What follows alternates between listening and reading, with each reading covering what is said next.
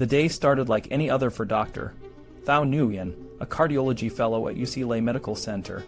Little did she know that the events of that day would become a defining moment in her life, a day that would be etched in the annals of medical and celebrity history.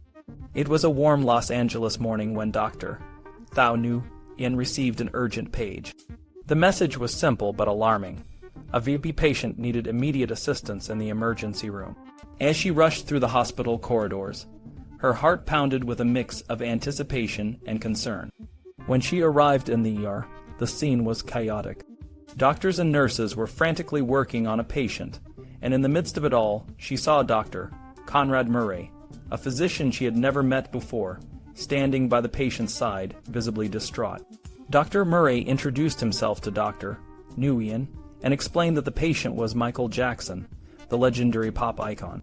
Jackson had been preparing for a massive concert tour in England, but had been struggling with fatigue and insomnia.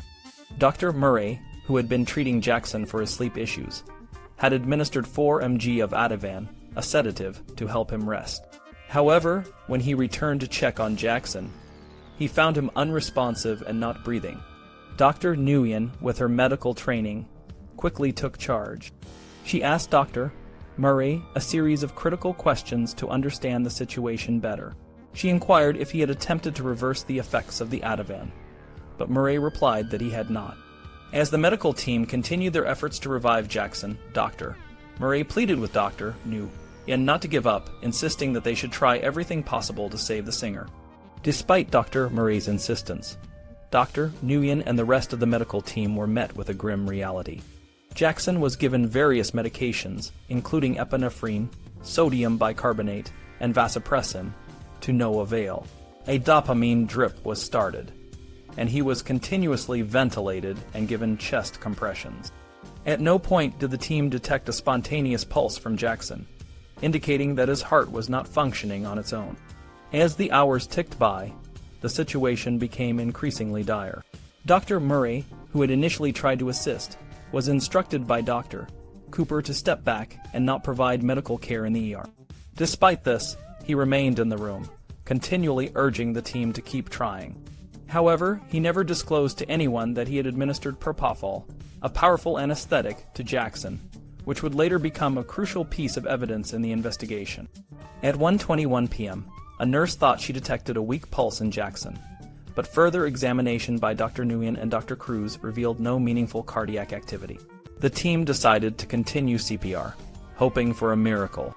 As the efforts continued, the team discussed the possibility of using an intra-aortic balloon pump, a last-ditch effort to revive Jackson. Dr. Murray, still insistent on not giving up, supported the decision, although he had no authority to make such a call once Jackson was in the hospital's care. The balloon pump was inserted, but it had no effect. At 2:46 p.m., the medical team, with heavy hearts, pronounced Michael Jackson dead. Dr. Nguyen, recognizing the need for dignity and respect, decided to end the resuscitation efforts. She later recalled, "We wanted Mr. Jackson to depart with dignity and respect, so we decided to end our efforts." Outside the ER, the news of Jackson's death sent shockwaves through the hospital. Frank Dilio, Jackson's manager, and Randy Phillips, the CEO of EG Live, sat in a hallway, anxiously waiting for updates. When a nurse emerged from the ER and shook her head, they knew the worst had happened. Dr. Murray, devastated, confirmed the news. He's dead. The aftermath was a whirlwind of emotions and confusion. Dr. Murray refused to sign the death certificate, citing his lack of understanding of the cause of death. He then turned his attention to Michael's mother, Katherine Jackson, who had just arrived at the hospital. Dr. Murray, along with an ER doctor, broke the news to her, a task that was emotionally taxing for everyone involved. Katherine Jackson, already frail and with her own heart condition, was devastated.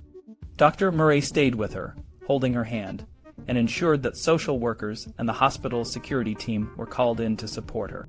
He then turned his focus to Jackson's 3 children, Prince, Paris, and Blanket, who were also at the hospital. Dr. Murray, along with Frank Dilio and Michael Amir Williams, a close family friend, went to inform the children of their father's death. The moment was heart-wrenching, and the children's reactions were immediate and raw. Paris, in particular, was deeply affected, expressing her fear of becoming an orphan. Dr. Murray, trying to comfort the children, reassured them that they would be taken care of. Paris, in a moment of innocence and vulnerability, asked if she could see her father.